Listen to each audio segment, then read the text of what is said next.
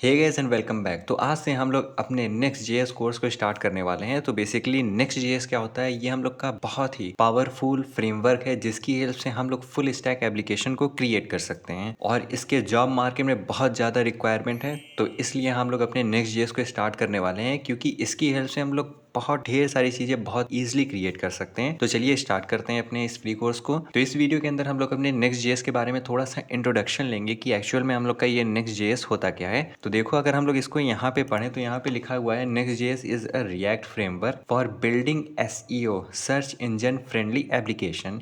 यानी कि ये जो हम लोग का नेक्स्ट जेएस है, ये हम लोग का एक रिएक्ट का फ्रेमवर्क है। रिएक्ट हम लोग का एक एक्चुअल में लाइब्रेरी है, बट ये जो हम लोग का नेक्स्ट जेएस है, ये हम लोग के रिएक्ट के भी टॉप पे बना हुआ है और ये हम लोग का एक फ्रेमवर्क है।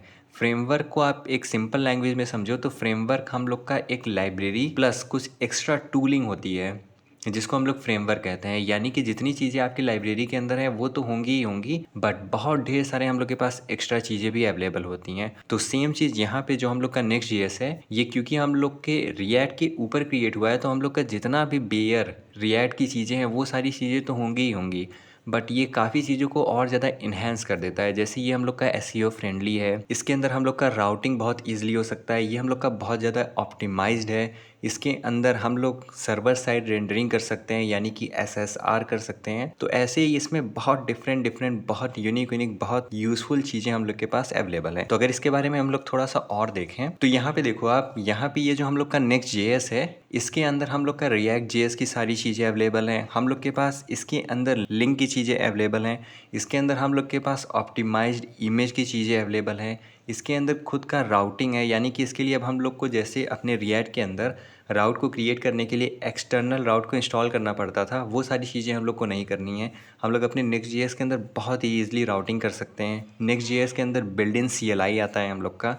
तो इतने ढेर सारे चीज़ें हम लोग के नेक्स्ट जेएस के अंदर अवेलेबल हैं। और सबसे बड़ी बात जो ये हम लोग का नेक्स्ट जेएस है, ये हम लोग के inbuilt node JS run time को लेकर के आता है। यानी कि नेक्स्ट जेएस के अंदर inbuilt node JS run time है। अब ये नोड जेएस रन टाइम होने का मतलब क्या है हम लोग के नेक्स्ट जेएस के अंदर, तो अगर हम लोग इसको एक एग्जांपल से समझें तो जो हम लोग का जावास्क्रिप्ट का कोड होता है वो बेसिकली हम लोग के ब्राउज़र के अंदर रन होता था। ये चीज़ हम लोग को पता है, बट हम लोग को अगर अपने जावास्क्रिप्ट के कोड को अपने ब्राउज़र से हटा करके अगर हम लोग को अपने सर्वर के ऊपर रन करना है, अपने सिस्टम के ऊपर रन करना है, तो उसके लिए हम लोग को नोड जेएस को इंस्टॉल करना पड़ता था। तो बेसिकली ये जो हम लोग का नोड जेएस है, इसकी हेल्प से हम लोग अपने जावास्क्रिप्ट के कोड को अपने सिस्टम के ऊपर अपने सर्वर के ऊपर रन कर सकते हैं। और साथ ही साथ हम लोग का जावास्क्रिप्ट हम लोग के ब्राउज़र के अंदर तो ऑलरेडी सपोर्ट करता ही करता है। तो इसी से हम लोग का बेनिफिट ये हो रहा है कि हम लोग का जो नेक्स्ट जेएस है उसके अंदर इनबिल्ड हम लोग का node JS run time available है। अब क्योंकि जब हम लोग के नेक्स्ट जेएस के अंदर inbuilt node JS run time available है, इसका मतलब ये है कि हम लोग अपने नेक्स्ट जेएस के अंदर अपने बैकएंड से रिलेटेड कोड को भी लिख सकते हैं, क्योंकि बैकएंड के लिए भी हम लोग जावास्क्रिप्ट का यूज़ करेंगे। अब क्योंकि हम लोग के नेक्स्ट के अंदर नोड जेएस रन टाइम है, तो हम लोग का जो बैकएंड का जावास्क्रिप्ट का कोड है वो भी हम लोग के नेक्स्ट जेएस के अंदर अब एग्जीक्यूट होने लगेगा। इसका बेनिफिट ये हुआ कि जो हम लोग का नेक्स्ट जेएस है उसकी हेल्प से हम लोग अपने फुल स्टैक एप्लीकेशन को क्रिएट कर सकते हैं। यानी कि जितना हम लोग का फ्रंट एंड का पोर्सन है वो तो हम लोग कर ही लेंगे, साथ ही साथ हम लोग अपने बैकएंड का भी कोड लिख लेंगे अपने नेक्स्ट जेएस के अंदर, क्योंकि नेक्स्ट जेएस के अंदर इनबिल्ट हम लोग का node JS run time available है। ठीक, अब नेक्स्ट जेएस के अंदर सबसे बेनिफिशियल चीज़ जो है वो है हम लोग का सर्वर साइड रेंडरिंग। तो यहाँ पे ये जो हम लोग का सर्वर साइड रेंडरिंग है, ये एक्चुअल में क्या होता है, तो इसको अगर हम लोग विजुअलाइज करके समझे तो देखो यहाँ पे सबसे पहले हम लोग का जो क्लाइंट होता है, जो हम लोग का ब्राउजर होता है, वो क्या करता है, वो किसी वेबसाइट का रिक्वेस्ट करता है। तो ब्राउजर रिक्वेस्ट वेबसाइट किसी सर्वर के ऊपर। ठीक, तो यहाँ पे देखो ये जो हम लोग का सर्वर है, server fetch all required data and render web application before transmission. यानी कि यहाँ पे किसी पर्सन ने किसी वेबसाइट का रिक्वेस्ट सेंड किया, तो जो हम लोग का सर्वर है वो पहले उस रिक्वेस्ट को लेगा और जितने भी वेबसाइट की एप्लीकेशन की चीज़ें हैं सारी चीज़ को अपने सर्वर के ऊपर ही वो रेंडर करेगा। ठीक, अब रेंडर करने के बाद ये क्या करेगा, ये हम लोग के ब्राउज़र को रेंडर्ड HTML साइट को सेंड करेगा। बट ये जो साइट है वो करंट में हम लोग की इंटरैक्टिव नहीं होगी। ठीक, तो इंटरैक्टिव को करने के लिए क्या करेगा, जो हम लोग का ब्राउज़र है वो हम लोग का डाउनलोड करेगा JS फाइल को और एग्जीक्यूट करेगा, और उसके बाद जो हम लोग का पूरा वेबसाइट है वो हम लोग का इंटरैक्टिव बन जाएगा। तो यहाँ पे सबसे बेनिफिशियल चीज़ पता है क्या हो रही है, कि हम लोग का जो क्लाइंट है जो किसी वेबसाइट का रिक्वेस्ट सेंड कर रहा है हम लोग के सर्वर के ऊपर, तो जो हम लोग का सर्वर है वो उसको सबसे पहले अपने सर्वर के अंदर ही उसको रेंडर कर रहा है।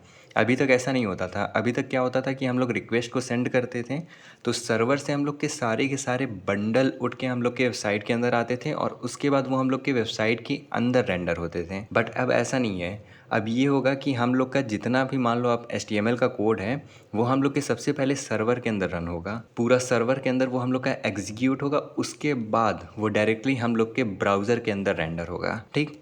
तो ये हम लोग का एक सबसे बड़ा बेनिफिशियल चीज़ है, server side rendering.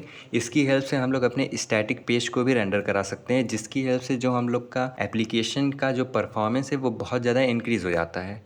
Static page rendering का मतलब ये है कि जिस पेज के अंदर हम लोग की इंटरैक्टिविटी जैसी चीज़ें नहीं होंगी, हम लोग की API कॉल जैसी चीज़ें नहीं होंगी, तो वो सारी चीज़ें ऑलरेडी हम लोग के सर्वर के अंदर सबसे पहले रेंडर हो जाएंगी। उसके बाद वो हम लोग का सेंड होगा ब्राउज़र के अंदर, जिससे हम लोग का जो परफॉर्मेंस है वो बहुत ज़्यादा इंक्रीज़ हो जाएगा। तो ये रहा हम लोग का एक छोटा सा इंट्रोडक्शन हम लोग के Next.js के लिए। तो अगर हम लोग इसका यहाँ पे ब्राउज़र के अंदर इसको देखें, तो ये देखो, ये रहा हम लोग का the React framework for the web, जिसकी हेल्प से used by some of the world largest companies Next.js enable you to create high quality web application with the power of React component, जिसके अंदर हम लोग के पास बिल्ड इन ऑप्टिमाइजेशन है, dynamic HTML streaming है, React server component, data fetching, CSS support, client and server rendering, server action, route handler, advance routing and nested layout, middleware. इतनी ढेर सारी चीज़ें हम लोग के Next.js के अंदर अवेलेबल हैं और इसको बहुत बड़े बड़े प्रोडक्शन के लिए भी यूज़ किया जा रहा है। तो इसलिए हम लोग अपने इस पर्टिकुलर चैनल के अंदर Next.js कोर्स को स्टार्ट करने वाले हैं। तो अगर आप इस कोर्स को देख रहे हो तो इस चैनल को सब्सक्राइब करना ना भूलें। Thanks for watching.